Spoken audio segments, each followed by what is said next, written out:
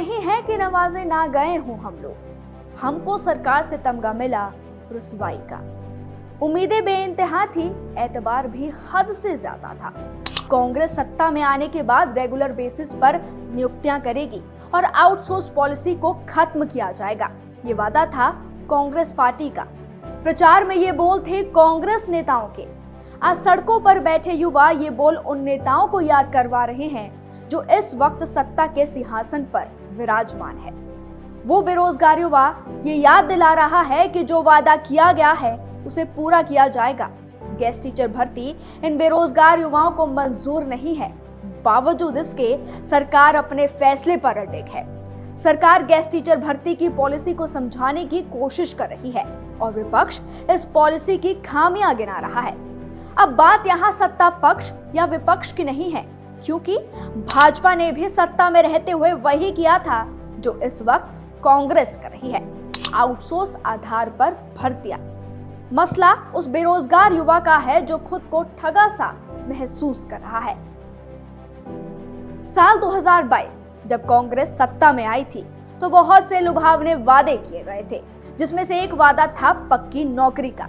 लेकिन ये वादा अब तक पूरा नहीं हुआ है। हाँ, नामात्र लोगों को जरूर पक्की नौकरी मिली है, मगर बात सभी नियुक्तियां रेगुलर बेसिस पर करने की हुई थी। मगर अधूरे वादे का परिणाम तो देखिए, आज हिमाचल प्रदेश के प्रशिक्षित बेरोजगार सड़कों पर है और इस बार वजह है सुक्खू सरकार की नई गेस्ट टीचर पॉलिसी। दरअसल सुक्खू कैबिनेट ने बीते 12 दिसंबर को गेस्ट टीचर भर्ती पॉलिसी को मंजूरी दी। इस भर्ती के तहत टीचर को पीरियड बेस पर मानदेय दिया जाएगा। टीचर को प्रति पीरियड 200 से 500 रुपए तक दिए जाएंगे।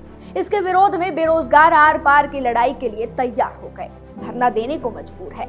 मांग एक ही है, आउटसोर्स भर्तियों को बंद करो और पक्की नौकरियां दो। कांग्रेस के नेता अपनी इस नई पॉलिसी को लेकर सफाई दे रहे हैं और कहा जा रहा है कि पॉलिसी को लेकर गलत प्रचार किया जा रहा है। गेस्ट फैकल्टी को लेकर युवाओं को गुमराह किया जा रहा है। सरकार केवल पार्ट टाइम के तौर पर शिक्षकों को रख रही है, किसी को रोजगार नहीं दिया जा रहा है।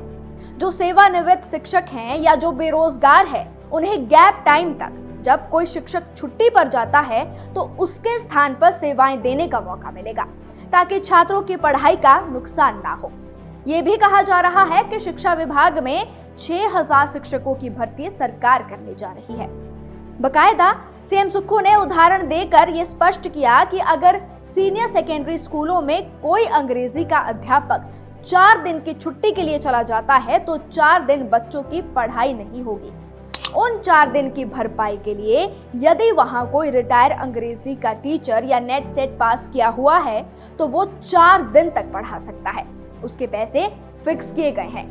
ये कोई नौकरी नहीं है, ये शिक्षा में गुणवत्ता लाने के लिए स्टॉप गैप रेजिमेंट है। अब सवाल ये है कि क्या सुक्खू सरकार जो समझाने की कोशिश कर रही है वो हिमाचल का युवा समझेगा, या फिर प्रदेश के युवाओं का दर्द, उनकी पीड़ा, उनकी बात सुक्खू सरकार सुनेगी? खैर, ये समय तय करेगा। लेकिन इस गेस्ट टीचर भर्ती को लेकर आपकी क्या राय है? क्या गेस्ट टीचर भर्ती होनी चाहिए या नहीं? कमेंट के माध्यम से जरूर शेयर करें।